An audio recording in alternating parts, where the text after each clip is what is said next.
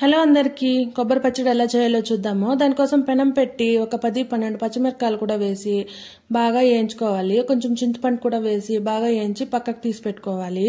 తర్వాత అదే పెనంలోనే ఇలా ముక్కలుగా కట్ చేసి పెట్టుకున్న కొబ్బరి కూడా వేసి బాగా దోరగా వేయించి పక్కకు తీసి పెట్టుకోవాలి. నేనైతే ఇలా రోట్లో దంచుకుంటున్నాను. మిక్సీలో కూడా వేసుకోవచ్చు, బాగుంటుంది. ముందుగా వేయించి పెట్టుకున్న చింతపండు, పచ్చిమిరపకాయలు, కొంచెం రాళ్ళుప్పు వేసి బాగా ఇలా మెత్తగా అయ్యే వరకును దంచుకోవాలి.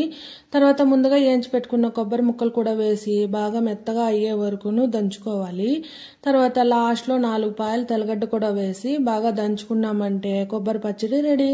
మీరు కూడా ఒకసారి ఇలా ట్రై చేయండి. చాలా ఈజీగా సింపుల్గా అయిపోతుంది. రోట్లో దంచుకున్నాం, దానివల్ల చాలా టేస్టీగా కూడా ఉంటుంది. మీలో ఎంతమందికి ఇలా రోట్లో దంచుకొని తినడం ఇష్టమో కామెంట్ చేయండి. చాలా టేస్టీగా కూడా ఉన్నింది.